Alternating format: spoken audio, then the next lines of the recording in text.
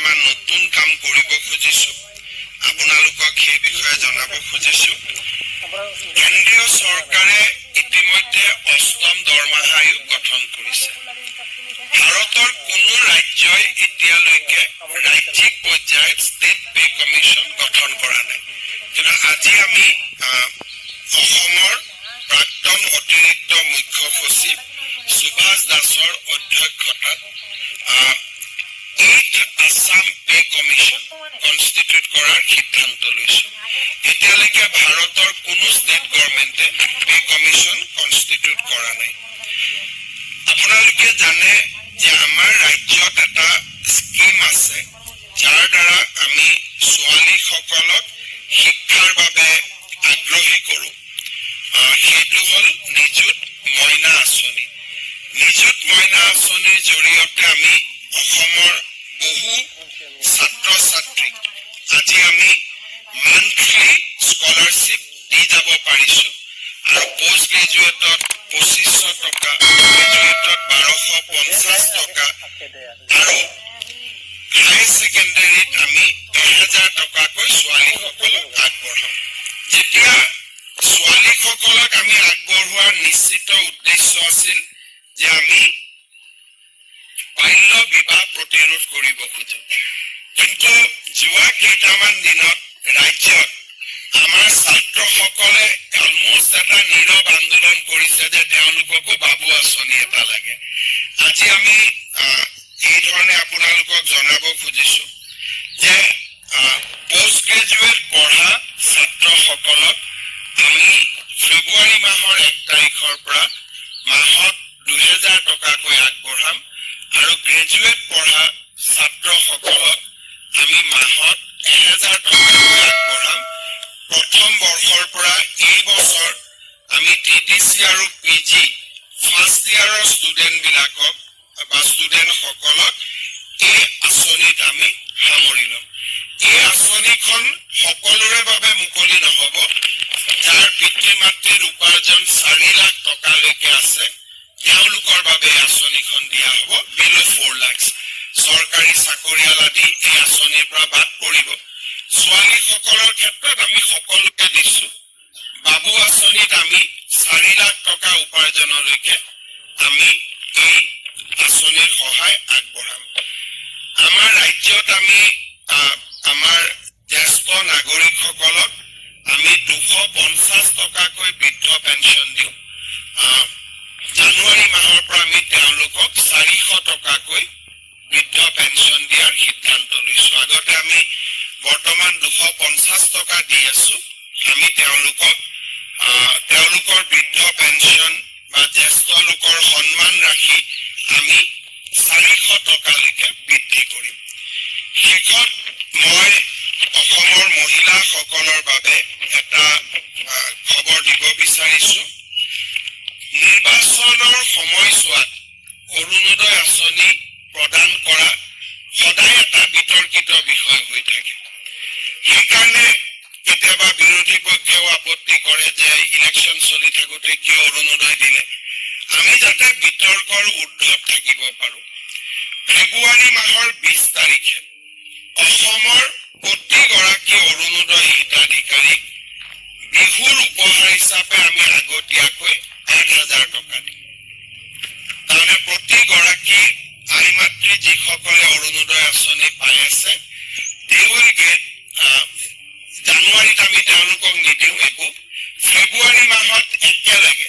ফেব্ৰুৱাৰী মাহৰ 20 তাৰিখে একেলগে আগতীয়াকৈ বহাগ বিহুৰ উপহাৰ হিচাপে তেওঁলোকক আমি 8000 টকা তেওঁলোকৰ বেংক একাউণ্টলৈকে হস্তান্তৰ কৰিম যেতিয়া আৰু বিহুলৈকে তেওঁলোকে সুন্দৰভাৱে তেওঁলোকৰ বিহু পালন কৰিব পাৰিব মই আপোনালোকৰ জৰিয়তে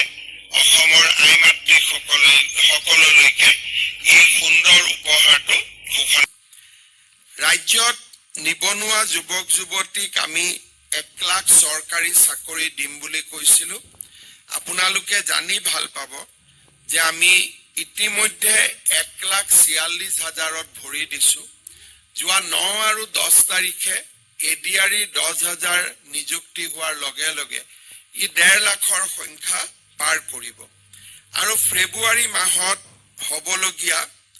আৰু কেইবাটাও নিযুক্তিয়ে মই ভাবো যে আমাক 1.5 লাখৰ অতিক্ৰম কৰি আমি 2 লাখৰ ফালে তীব্ৰ গতিত আমি যাত্ৰা আৰম্ভ কৰিম ৰাজ্যত নিবনুৱা যুৱক যুৱতীক কৰ্ম সংস্থাপন দিয়া ইমান ডাঙৰ ব্যৱস্থা আগত কেতিয়াও হোৱা নাছিল ইয়াৰ সমান্তৰালভাৱে আমি 1 লাখ ল'ৰা ছোৱালী 2 লাখৰ পৰা 5 লাখলৈ বিনা মৰ্টগেজ আৰু বেংকৰ কোনো হস্তক্ষেপ নোহোৱাকৈ ৰাজ্য চৰকাৰৰ পুঁজিৰে আমি 1 লাখ ল'ৰা ছোৱালীক উদ্যোগী কৰি তুলিবলৈ আমি যে প্ৰচেষ্টা লৈছিলো হিও আজি বিভিন্ন ধৰণে সুফল দেখুৱাবলৈ সক্ষম হৈছে আমাৰ ৰাজ্যত দুখীয়া দৰিদ্ৰ মানুহক সহায় কৰাৰ বাবে আমি বহুবিলাক কাম কৰি আছো যোৱা 5 বছৰত ৰাজ্যত অৰুণোদয় হিতাধিকাৰীৰ সংখ্যা 38 লাখলৈকে বৃদ্ধি পাইছে মহিলা উদ্যমিতাৰ জৰিয়তে 32 লাখ মহিলাক সহায় কৰা হৈছে বিনামূলীয়া চাউলৰ লগতে 100 টকাত মচুৰ দাল চেনি দালি 70 লাখ পৰিয়াললৈ আগবঢ়োৱা হৈছে আমাৰ ছাত্ৰ ছাত্ৰী প্ৰতি বছৰে 3.90 লাখ ছাত্ৰ ছাত্ৰীক বিনামূলীয়া নামভৰ্তিৰ সুবিধা দিয়া হৈছে মিছন বসুন্ধৰাৰ জৰিয়তে 3 লাখ লোকক মাটিৰ অধিকাৰ প্ৰদান কৰা হৈছে কেছলেছ মেডিকেল ট্ৰিটমেন্ট 26 লাখ পৰিয়াললৈ আগবঢ়োৱা হৈছে আৰু আমাৰ ৰাজ্যত নিযুত মইনাৰ দৰে ট্ৰান্সফৰ্মেটিভ স্কিম আমি লবলৈ সক্ষম হৈছো আপোনালোকে জানি ভাল পাব যে আমি কেইটামান ফিউচাৰ প্ৰজেক্ট বা ভৱিষ্যদৰ্শী প্ৰজেক্ট যোৱা বাজেটত আমি উল্লেখ কৰিছিলো তাৰ ভিতৰত আমাৰ এটা ডাঙৰ প্ৰজেক্ট আছিলে সেইটো হল ক্যান্সাৰ ট্ৰিটমেন্টৰ ক্ষেত্ৰত ৰেডিঅ'থেৰাপিত লাহে লাহে মানুহে বা আমাৰ বিভিন্ন চিকিৎসালয় বিলাকত আমি নতুন নতুন ৰেডিঅ'লজিক্যাল ইকুইপমেন্ট আনিবৰ কাৰণে আমি সক্ষম হৈছো 17খন আমাৰ ক্যান্সাৰ হস্পিটাল আমি আৰম্ভ কৰিবৰ কাৰণে সিদ্ধান্ত লৈছিলো 9খন ইতিমধ্যে কাৰ্যক্ৰম হৈছে কিন্তু এইবাৰ আপোনালোকক আমাৰ বিভাগৰ পৰা আৰু অলপ কোৱা হ'ব সিদ্ধাৰ্থ उसका मशीन का नाम क्या था तो कॉस्ट कितना है 500 কোটি টকা ব্যয় কৰি আমি অসমত proton therapy machine আমাৰ ক্যান্সাৰ গ্ৰিডত আমি আনিবৰ কাৰণে সিদ্ধান্ত লৈছো ইতিমধ্যে টেন্ডাৰ পাবলিশ কৰা হৈছে proton therapy machine টাটাৰ লগত আছে আৰু মাদ্ৰাজ এপলৰ লগত আছে কোনো গভৰ্নমেন্ট সিস্টেমত proton therapy machine নাই আৰু ক্যান্সাৰ ট্ৰিটমেন্টৰ কাৰণে ই হৈছে প্ৰিচিজন বেসড ৰেডিঅলজি মানে ট্ৰিটমেন্ট হয় ৰেডিঅলজিক্যাল ট্ৰিটমেন্ট হয় আমি ৰাজ্যত 500 কোটি টকা ব্যয়েৰে আমি proton therapy machine আনিবলৈ সিদ্ধান্ত গ্ৰহণ কৰিছো ইয়াৰ বাবে প্ৰয়োজনীয় পইচা বা টকা সংগ্ৰহৰ যেটো ব্যৱস্থা হেতু অভিনৱ আমি CSR ৰ পৰা প্ৰায় 50 কোটি টকা পাইছো আৰু আমি ৰাজ্য আৰু বিভিন্ন CSR পৰা লম কোভিডৰ সময়ত আমাক ৰাইজে দান বৰঙণি দিছিলে তেতিয়া আমাৰ 50 কোটি টকা সঞ্চয় হৈছিলে তাকো আমি proton therapy মেচিনত ব্যয় কৰিম বিশ্ব বেংকে আমাক 250 কোটি টকা দিব প্ৰটন থেৰাপি মেচিনৰ কাৰণে যে লোন আৰু বাকি টকা আমি ৰাজ্যৰ বাজেটৰ পৰা দিম তো Assam will be the first state to have a proton therapy machine in the public health system আৰু ইয়াৰ লগে লগে এই ইকুইপমেন্টটো আমাৰ অহাৰ লগে লগে অসমত মেডিকেল টুৰিজিমৰ এটা নতুন যাক আমি কম যে নতুন দিগন্ত এটা অসমৰ কাৰণে মুকলি হ'ব ইমান দিন আমি বাহিৰত গৈ আছিলো proton therapy অহাৰ লগে লগে ইণ্ডিয়াৰ ম্যাক্সিমাম ক্যান্সাৰ পেশেন্ট অসমত ট্ৰিটমেন্টৰ কাৰণে আহিব যিসকলক